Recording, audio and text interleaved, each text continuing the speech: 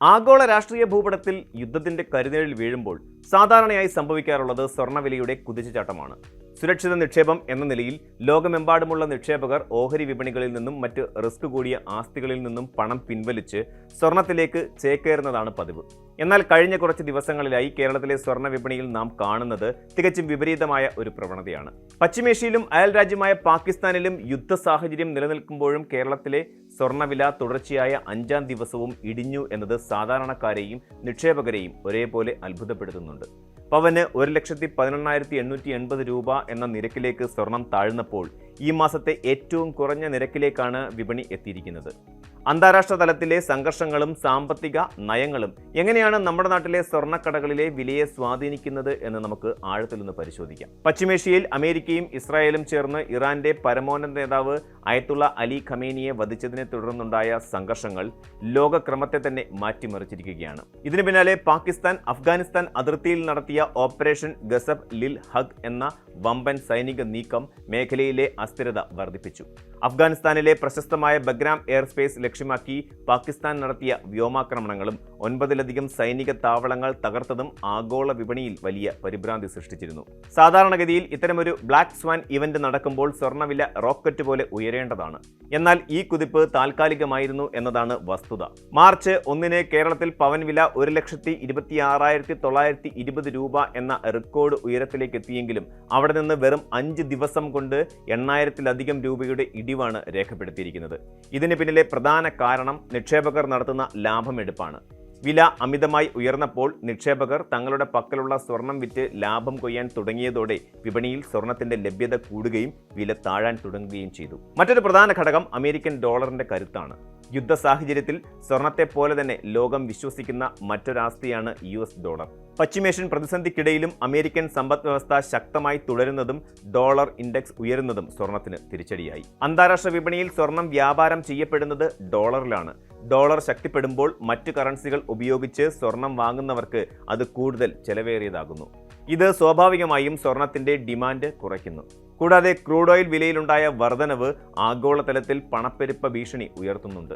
പണപ്പെരുപ്പത്തെ പ്രതിരോധിക്കാൻ അമേരിക്കൻ കേന്ദ്ര ബാങ്കായ federal reserve പലിശ നിരക്കുകൾ ഉടനെ കുറയ്ക്കില്ലെന്ന സൂചനകൾ പുറത്തു വന്നതും സ്വർണത്തിന്റെ തിളക്കം കുറയാൻ കാരണമായി.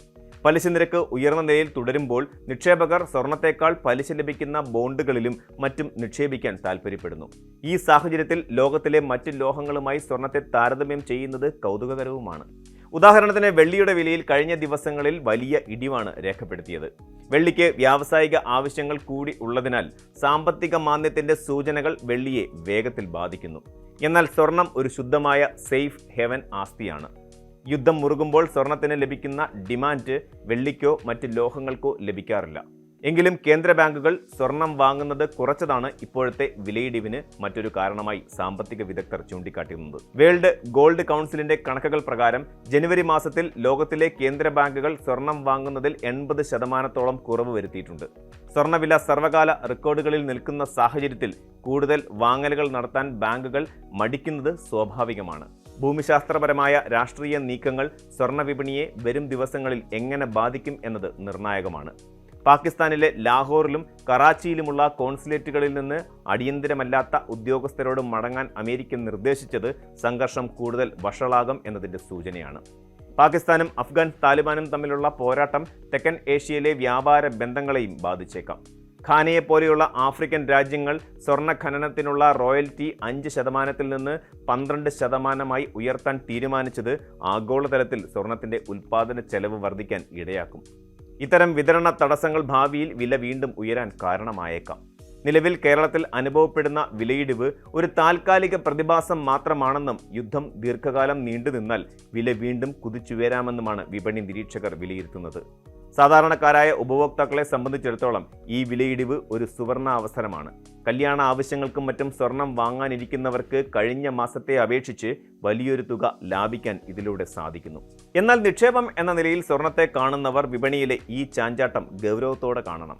ഓഹരി വിപണികൾ തകർച്ചയിൽ നിന്ന് കരകയറാൻ തുടങ്ങുന്നതും US തൊഴിൽ റിപ്പോർട്ടുകൾ വരാനിരിക്കുന്നതും വരും ദിവസങ്ങളിൽ സ്വർണ്ണവിലയെ സ്വാധീനിക്കും. വില കുറയുന്ന ഈ ഘട്ടത്തിൽ ഘട്ടം ഘട്ടമായി നിക്ഷേപം നടത്തുന്നതാണ് ദീർഘകാല അടിസ്ഥാനത്തിൽ ലാഭകരം.